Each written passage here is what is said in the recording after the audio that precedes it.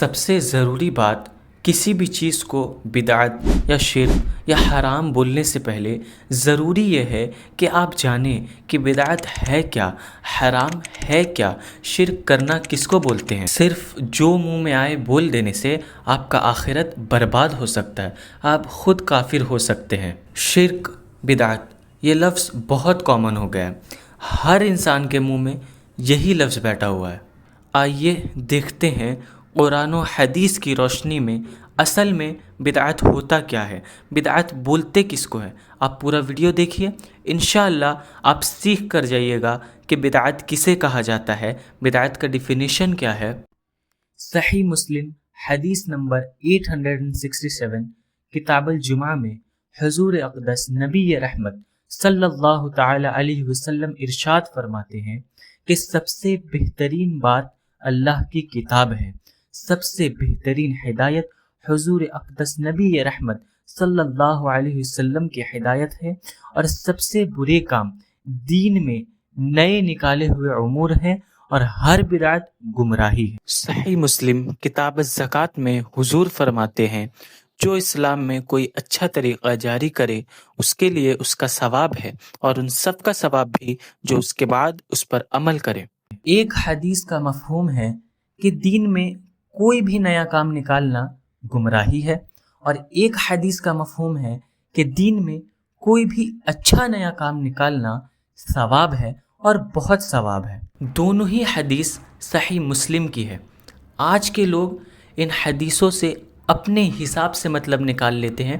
آئیے ہم لوگ دیکھتے ہیں کہ ان حدیثوں سے صحابہ کیا سمجھتے تھے، صحابہ کس راستے پر چلتے تھے۔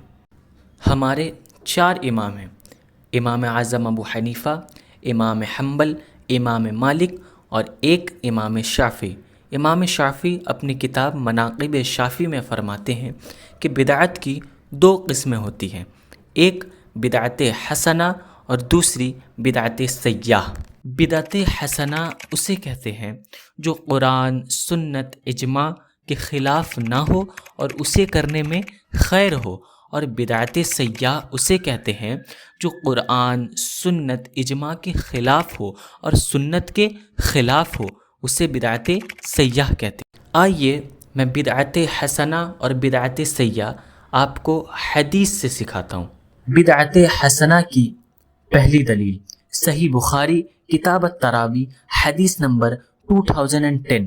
سیدنا عمر رضی اللہ تعالی عنہ رمضان کی رات مسجد آئیں، لوگ الگ الگ جماعتوں میں تراوی پڑھ رہے تھے۔ انہوں نے فرمایا میرا خیال ہے اگر ان لوگوں کو ایک قاری کے پیچھے جمع کر دوں تو زیادہ بہتر ہے۔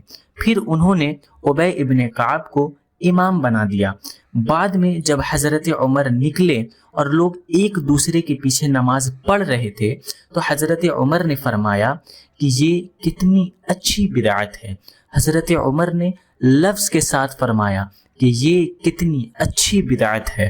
اگر ہر بدعت گمراہی ہوتی تو حضرت عمر کبھی نہ کہتے کہ یہ اچھی بدعت ہے، کیونکہ صحابہ کبھی حضور کی بات کے خلاف نہیں جاتے۔ یہاں بات صرف سمجھنے کی ضرورت ہے۔ اصل میں آج کے لوگ صحابہ سے بھی زیادہ دین سمجھنے لگے ہیں۔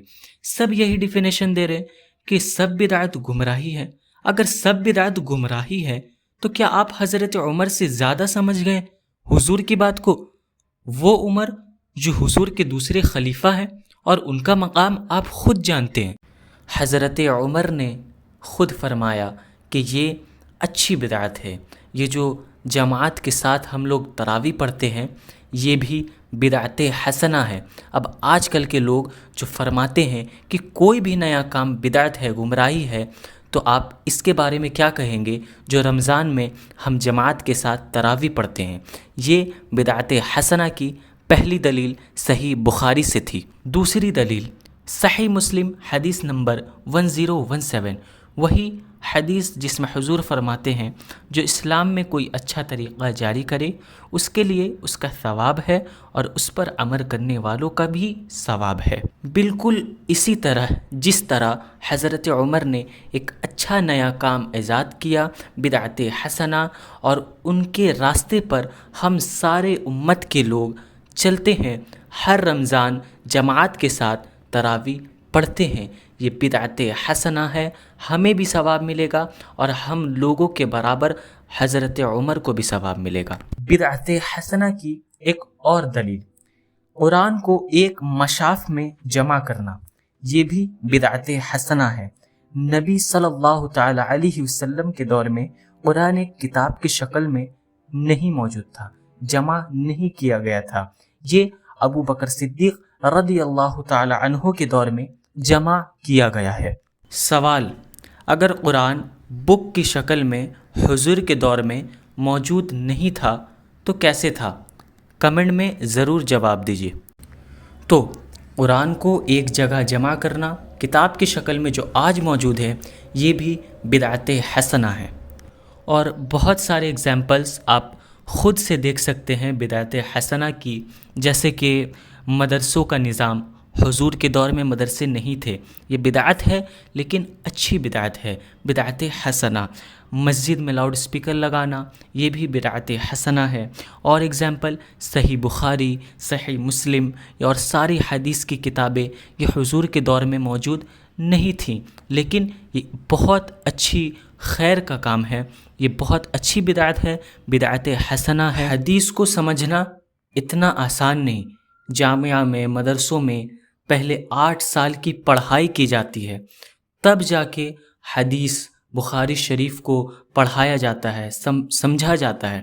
آج تو کوئی بھی موبائل میں کھلونا سمجھ کر اپنے لینگویج میں حدیث پڑھ بھی لے رہے ہیں اور خود سمجھ بھی لے رہے ہیں۔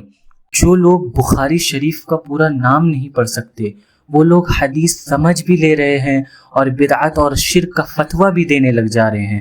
بخاری شریف کا پورا نام الجامع المسند الصحیح المختصر من امور رسول اللہ صلی اللہ علیہ وسلم وسننہ وایامہ، یہ بخاری شریف کا پورا نام ہے۔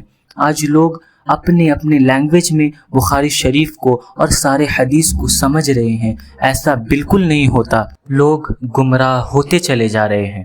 آپ لوگوں سے گزارش ہے، آپ لوگ علماء کے صحبت میں رہیں، دین سیکھیں، دین کو سمجھنے کی کوشش کریں۔ اس ویڈیو میں ہم لوگوں نے سمجھا کہ بدعت کیا ہوتا ہے، بدعت کی کتنی قسمیں ہیں، بدعت حسنہ کیا ہے، بدعت سیئہ کیا ہے۔ اللہ تعالی ہم لوگوں کو ہدایت دے، اہدنا الصراط المستقیم پر چلنے کی توفیق عطا فرمائے۔ السلام علیکم۔